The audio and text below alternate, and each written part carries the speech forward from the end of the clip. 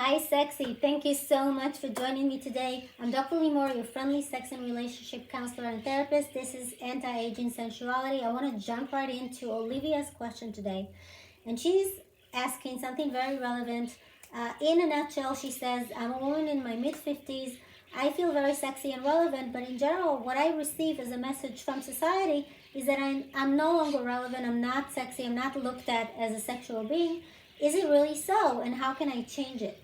So I want to really relate to this subject because on both professional and personal level as a woman that deals with sexuality and close to this age, and in general on a media level, I don't know if you guys watched the latest feature released from Demi Moore, and a movie called The Substance. If you hadn't watched it yet, I highly recommend it.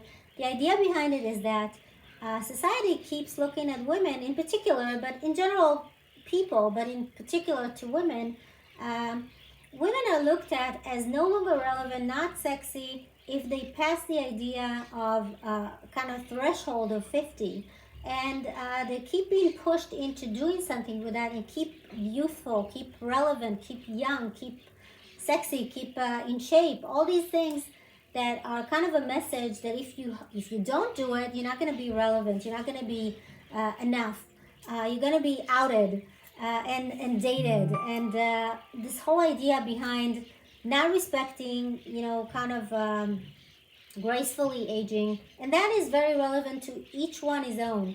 It's not something that is a general idea behind how to age gracefully, but I feel that the idea behind kind of pushing women into believing that they have to do everything in their power, and sometimes things that are extreme, to kind of maintain an idea behind being relevant and still keeping sexy only if you look youthful.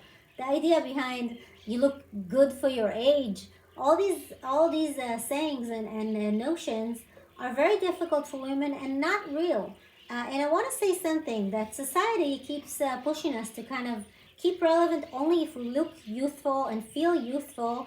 And then on the other hand, we have all these notions, even research-wise or I don't know, surveys that have to do with older age and the idea behind maintaining good sexuality and good relationship with your partner, the intimate factor in your relationship.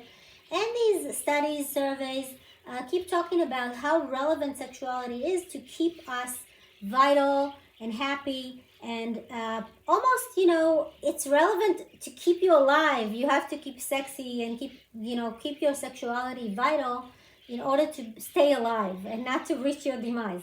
So obviously I'm someone in this field, and I of course encourage healthy sexuality, but I want to say that both edges are problematic and send a very problematic message, because women are not supposed to look 20 when they're 50, and it's okay if they look their age and still maintain a sexy feeling and sexy being, which I'll touch how it can be done in a few seconds.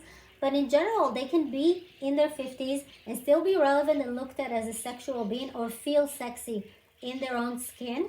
And on the other hand, there can be a woman or a man in his 60s or 70s that is not really, the person's libido is not really high and intense, but they're not forced to have sex. They can be intimate, they can be friendly, they can touch, they can love without maintaining a very intense schedule of how much sex they need to have in order to keep themselves alive and healthy. So both ends are problematic. What I suggest to Olivia, dear Olivia, and to any woman and to any person that crosses this threshold of 50s and how it becomes less relevant when it comes to a sexual being, to kind of just maintain an idea behind what keeps me vital, what makes me feel good about my body, myself. Is it good nutrition? Is it exercising? What kind of exercise? Something that I can maintain and makes me feel good. And the idea behind kind of keeping focus on what feels good to me and not a societal kind of message is very imperative, because this will allow us to maintain this routine and to keep a good vital existence without really paying attention to the noise or to the background noise that is around us, because something that we're doing for someone else, whether it is a very intense regimen of exercise or plastic surgery or injections, injectables, or whatever it is, if we're not happy with it, and sometimes the results are not really good, we're just going to be miserable. So there's no kind of end goal that we need to reach. We need to reach our own happiness.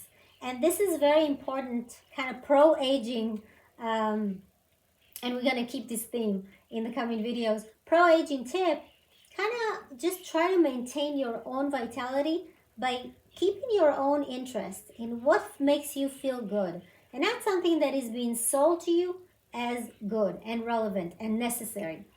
Hopefully this helps you. It's been wonderful being here with you. I hope to see you again. And until then, of course, stay sexy and subscribe. I'll see you soon.